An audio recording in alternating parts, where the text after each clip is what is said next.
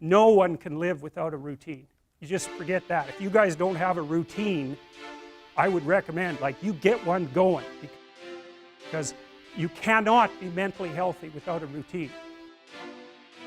You need to pick a time to get up. Whatever time you want, but pick one and stick to it, because otherwise you dysregulate your circadian rhythms and they regulate your mood.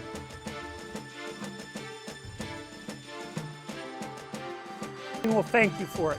It will stabilize your nervous system. With a bit of a plan, that's a good thing.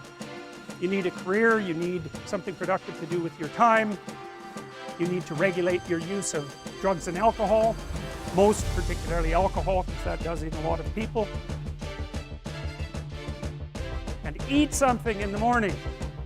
I've had lots of clients who've had anxiety disorders. I had one client who was literally starving. Very smart girl. There was very little that she liked. She kind of tried to subsist on like half a cup of rice a day. She came to me and said, I have no energy. I come home, all I want to do is watch the same movie over and over. What, like, is that weird? And I thought, well, it depends on how hard you work. You know, it's a little weird, but whatever. It's familiar. You're looking for comfort. So I did an analysis of her diet. It's like 3/4 of a cup of rice. It's like, you're starving. Eat something. You know, you'll feel better. So she modified her diet, and all her anxiety went away, and she had some energy. It's like, yeah, you gotta eat. Human beings have a nature. There's things we need.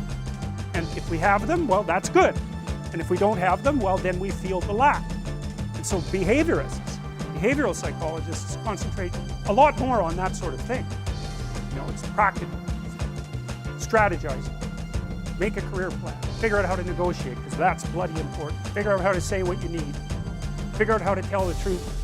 Figure out how to listen to your partner in particular, because if you listen to them, they will actually tell you what they want, and sometimes you can give it to them and maybe they'll return the favor, and if you practice that for like 15 years, well, then maybe you're constantly giving each other what you want. Well, hooray, that would be good. And then there's two of you under most circumstances, and it's better to have two brains than one, because people think differently because of their temperament mostly. And so the negotiation is where the wisdom arises, and it's part of the transformation, the psychological transformation that's attendant on an intimate relationship, and one of the fundamental purposes of a long-term intimate relationship.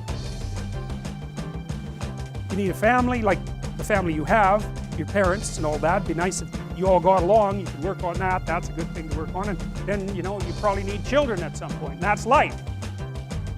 That's what life is. And if you're missing, you know, you may have a good reason to not be operating on one of those dimensions. It's not mandatory, but I can tell you that if you're not operating reasonably well on 4, I think I mentioned 6, if you're not operating reasonably well on at least 3 of them, there's no way you're going to be psychologically thriving.